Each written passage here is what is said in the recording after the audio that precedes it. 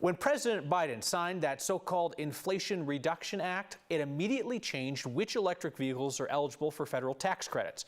So Colorado, the state, has got a goal to have nearly 1 million EVs on the road by 2030.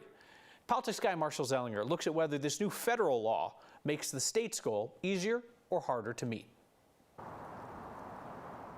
Colorado drivers have not yet attached themselves to electric vehicles, but you can't fault the Colorado Energy Office for looking at the positive side of the battery. About a 50% increase in the number of electric vehicles on the road in Colorado over the last year. Transportation Fuels and Technology Director Christian Willis is not wrong. We've tracked EVs since Democratic Governor Jared Polis signed his first executive order, aiming for 940,000 EVs on the road by 2030. When he signed it at the start of 2019, there were between 15 and 17,000 EVs in Colorado. Today, 60,000. Federal tax credits of up to $7,500 have helped, but the Inflation Reduction Act signed by President Biden last week immediately changed which vehicles are eligible for the tax credit. I think there's a lot of reason to be optimistic, even if there are some short-term hiccups with the way that the tax credit is structured. Several electric or plug-in electric vehicles no longer qualify for the federal tax credit. Several others will soon. Tim Jackson with the Colorado Automobile Dealers Association tries to simply explain why. The final assembly of the vehicle has to be within the North American Free Trade Area, so that's Canada, the United States, and Mexico, and as well as the battery components. For instance, Hyundai and Kia electric models that qualified for a federal tax credit earlier this month no longer do, but certain Teslas, which did not, soon will. The new law took away a limit that stopped the tax credit after so many vehicles were sold.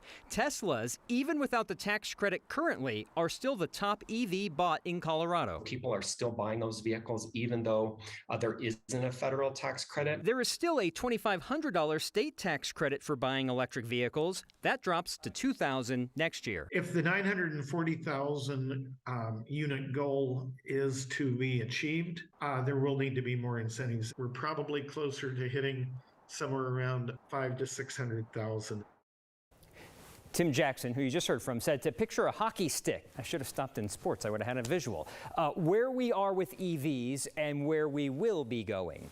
86% of Colorado vehicles are light-duty trucks, pickups, vans, and SUVs. Ford is about to come out with an electric pickup, and that could pick up the pace for EVs on Colorado roads because Coloradans love themselves some pickups. Yeah, absolutely. The Lightning's going to be super popular.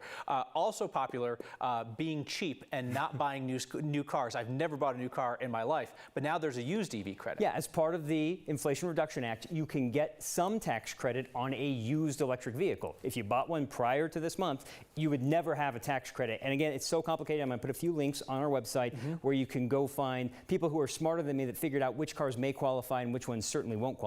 All right, Marshall, thank you.